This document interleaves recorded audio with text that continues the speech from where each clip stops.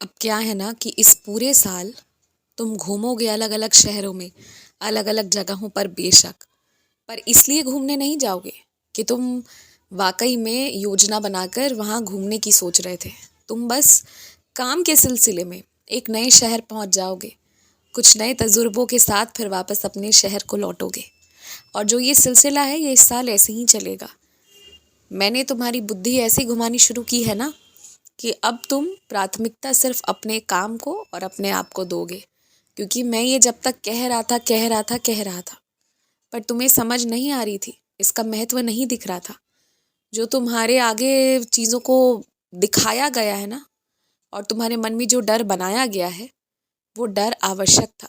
क्योंकि तुम बाकी किसी भी चीज़ के लिए डर जाते, परिवार के मामले हों, किसी से रिश्ते रखने की बात हो, कोई घर का काम करने की बात हो, कुछ भी हो, कोई घर में काम करने वाले लोगों की बात हो, कुछ भी हो, इन सारी चीज़ों को लेकर तुम बहुत जल्दी डर जाते कि कोई छोड़ दे, किसी को कुछ हो जाए तो क्या हो।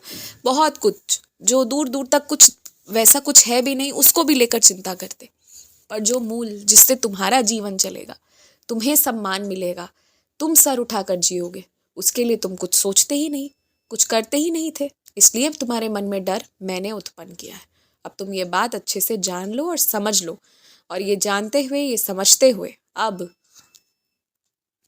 जो ये डर है ना कि कहीं मेरा भविष्य खराब ना हो, इसलिए मुझे मेहनत करना पड़ेगा, ये थोड़ा सा डर सकारात्मक है। इतना डर रहने दो, इससे ऊपर अब डर नहीं होना चाहिए। और इसके साथ तुम काम करो, तुम बहुत अच्छा करोगे, सब कुछ बहुत अच्छा होगा तुम्हारा, ये मुझे विश्वास है, मेरा आशीर्वाद है तुम्हारे साथ। पर मुझे तुमसे करवाना था। और एक बात कहूँ, हमेशा जब कोई चीज़ पाना होता है तो उसकी शुरुआत करनी होती है। तुम्हारी उम्र कम है या ज़्यादा है, इससे कोई मायने नहीं रखता। वो तुम्हें मिलेगा नहीं अगर तुम शुरू करोगे नहीं तो। इसलिए शुरू तो करना होगा। तो वो तुम देख लो, तुम कैसे शुरू करना चाहते हो, नहीं करना चाहते हो, क्या करना चाहते हो।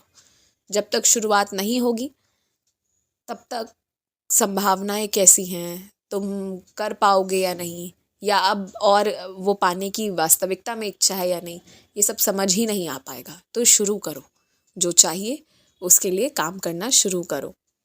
आज का दिन बहुत अच्छा है। तुम्हें किसी से लड़ाई नहीं करना है, तुम्हें शांत रहना है। तुम्हारे जो भी काम होंगे वो शांत रहकर ही होंगे। तुम्हें ना तो लड़ाई करना है, ना बहस करना है, और ना ही अब तुम्हें किसी को सफाई देने जाना है। अगर कोई तुम पर आरोप लगाता भी है ना, तो अब कुछ मत बोलो, कोई सफाई मत देने जाओ। जैसे अब चुपचाप शांति से अपने काम में लगे रहते हो ना, वैसे ही लगे रहो। क्योंकि सफाई आज तक तुमने दी है तो किन किन लोगों ने तुम्हारी बात मान ली है। जिनने मानना था उन्होंने मानी है, जिनने नहीं मानना था वो अब भी नहीं माने हैं, वो कभी नहीं मानेंगे। तो इसलिए ना, उन लोगों को समझाने के कारण तुम अपने समय की, अपने मन की, अपने आत्मा की बर्बादी नहीं कर सकते। एक बात कहूँ तुमसे, कुछ लोग तुम्हें ऐसी कुछ चीज़ों के बारे में बता रहे थे जिससे कि तुम्हें दौलत शोहरत तो तुरंत मिल जाए।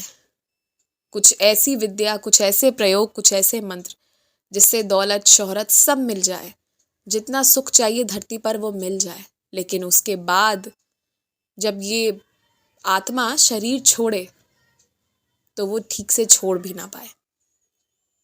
वो आत्मा को जहाँ तक पहुँचना है वो वहाँ तक जा भी ना पाए। कुछ ऐसी ही चीज़ें तुम्हें बताई जा रही है ना। लेकिन मेरी एक बात मानो, कभी भी उन चीज़ों पर अध्ययन मत करना, उस ओर मन मत ले जाना, कभी नहीं ले जाना। जो चीज़ें मेहनत के रास्ते से, जो चीज़ें सही रास्ते से मिलती हैं ना, वो कभी नुकसान नहीं करती। और जो बात रातों रात एकदम से अचानक में होती है ना, उसका कीमत बहुत भयंकर तरीके से चुकाना ही पड़ता है। ये बात तुम अच्छे से समझ लो। मुझे उम्मीद है कि तुम मेरी बात समझकर, मानकर उन विषयों पर चर्चा भी नहीं करोगे और उस ओर मन नहीं ले जाओगे, क्योंकि सब तुम्हें यहीं साईं दरबार से ही मिलेगा। खुश रहो, आयुष्मान भव, तनाव अधिक मत लो।